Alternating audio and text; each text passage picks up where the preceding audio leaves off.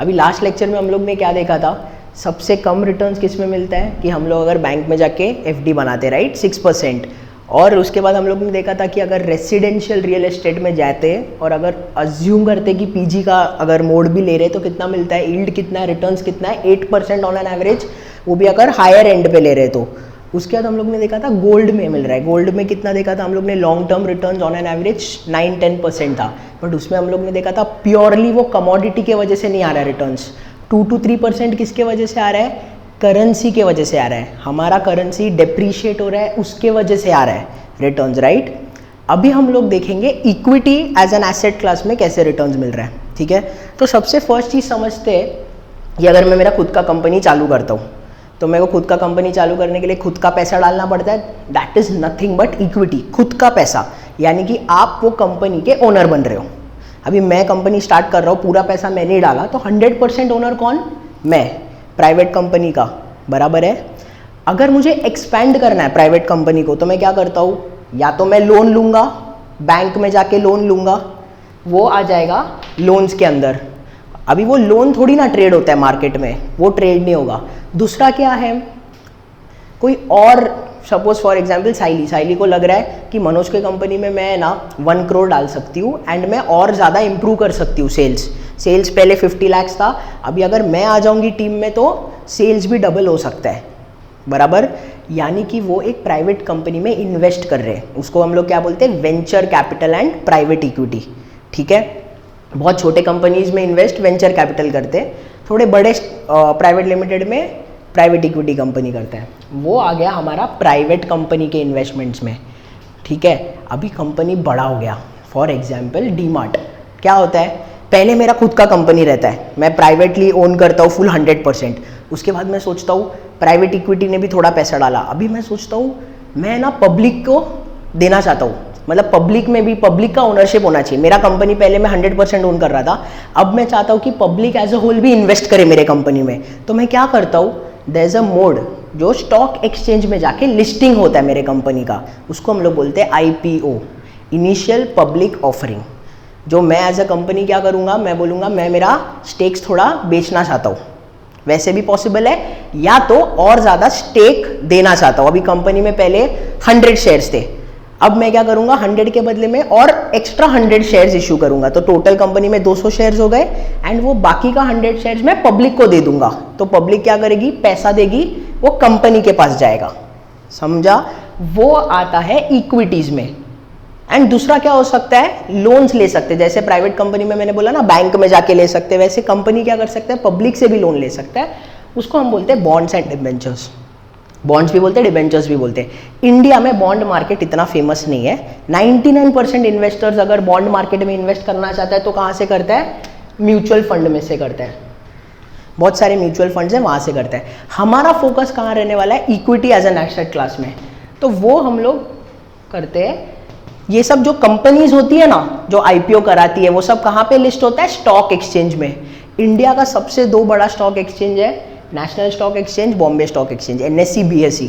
वैसे Coimbatore stock exchange, Bhubaneswar stock exchange वैसे भी थे, बट अभी वो नहीं चल रहे, डिफंक्ट हो गए, ठीक है।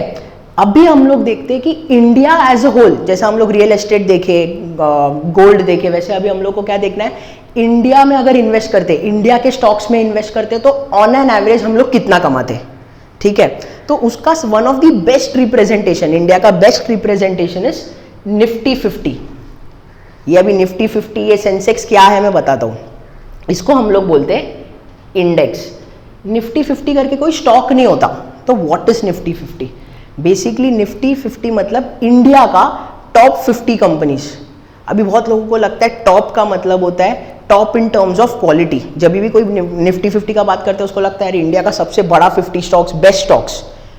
तो मैं बता दूं कि निफ्टी 50 के जो 50 स्टॉक्स है, जरूरी नहीं है कि वो टॉप क्वालिटी के ही हो, ठीक है। इन रियलिटी अगर निफ्टी 50 में देखोगे तो हार्डली 20 स्टॉक्स एकदम हाई क्वालिटी के, बाकी 30 उतने हाई क्वालिटी के नहीं है। तो not in terms of quality, not in terms of net income, ऐसे भी नहीं है कि कंपनी बहुत ज्यादा अर्निंग्स कर रहा है, प्रॉफिट कमा रहा है। अगर मैं एक बिजनेस स्टार्ट कर रहा हूं तो मैं देखूंगा ना प्रॉफिट कितना है, तो निफ्टी 50 के कंपनीज ऐसे नहीं है जो बहुत प्रॉफिट भी कर रहे हैं, ऐसा जरूरी नहीं है। Also not in terms of cash flow, ऐसा भी जरूरी नहीं है कि कैश कमाता है बहुत ज्यादा, तो निफ्टी 50 के companies top in terms of what? Top in terms of free market capitalization. अभी हम लोग समझते हैं मार्केट कैपिटलाइजेशन क्या है, पहले वो समझते हैं, ठीक है। अगर मैं एक कंपनी चला रहा हूँ, मेरे पास 50,000 शेयर्स है, ठीक है। अभी मुझे लग रहा है यार मुझे कंपनी एक्सपैंड करना है, तो मैं क्या करना चाहता हूँ, पब्लिक को देना चाहता हूँ शेयर्स। तो मैं क्या करूँगा, यहाँ से स्टॉक एक्सचेंज के through initial public offering IPO कराऊंगा, बराबर, एंड कंपनी के पास पैसा आएगा। तो मैं क्या करता हूँ, 50,000 शेयर्स कौन होल्ड कर रहा हूँ? मैं मतलब कौन? Promoter, founder, right. अभी मैं और 50,000 शेयर्स इशू कर रहा हूँ मार्केट पे, तो कौन, किसको मिल जाएगा ये 50,000? रिटेलर्स को मिलेगा।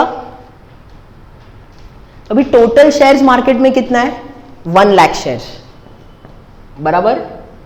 एक शेयर का प्राइस कितना है मार्केट में चल रहा है? सपोज कर लेते हैं 100 रुपीज। मार्केट का प्राइस देखना है मुझे।